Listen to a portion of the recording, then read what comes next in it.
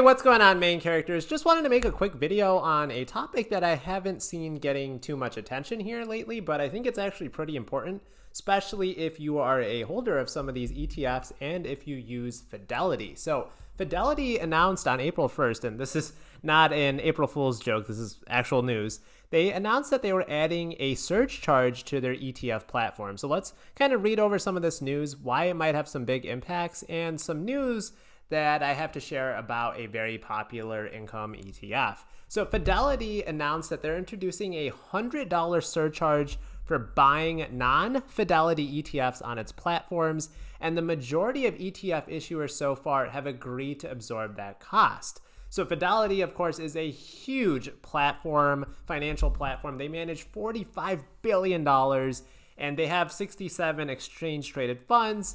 And right now, all of the ETF providers, they've agreed to just absorb that $100 surcharge, and they'll eat that cost themselves. And that's, of course, going to hurt their margins. But there's 9 ETF issuers that have not agreed to pay that trading surcharge.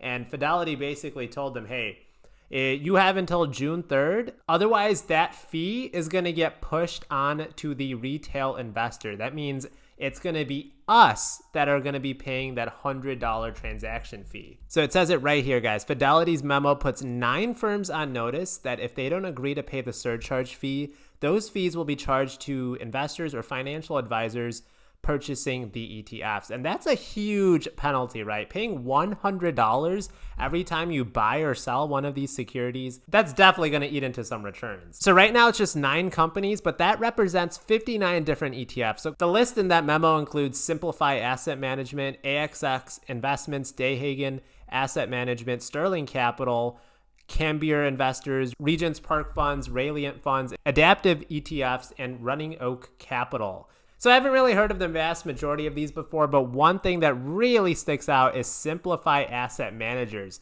These are the fund managers of the very popular high yield ETF SVOL. So we'll talk about them here in a little bit. Let's just continue to finish off this article. It basically just kind of talks about how this is kind of hurting the little guy. A lot of these bigger institutions like the JP Morgan Chases, the Goldman Sachs, yeah, they can afford this $100 fee. It's not that big of a deal for them. It's just going to eat into their margins. But this is really going to impact smaller companies. You know, a lot of these newer companies that have just come out of the limelight here in the last couple of years.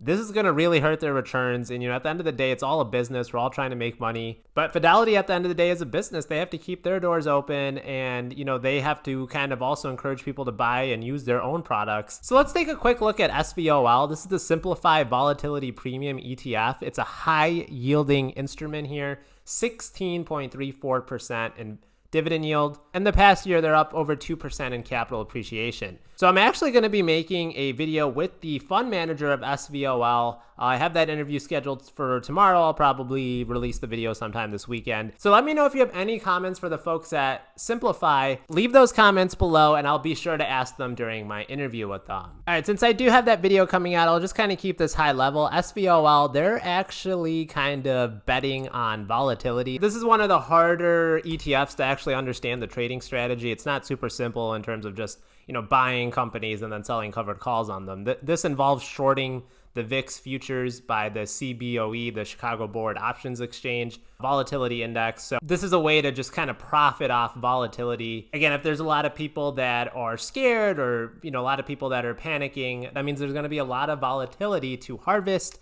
That's going to be some juicy yields from SVOL, but in times when there's not that much volatility, when everything's kind of calm, there's not going to be as much of a high dividend yield. So I've already put out a video on SVOL from last summer. The gist of that video still does a good job explaining what SVOL does. I will be putting out an update video just to kind of showcase how they've done since then.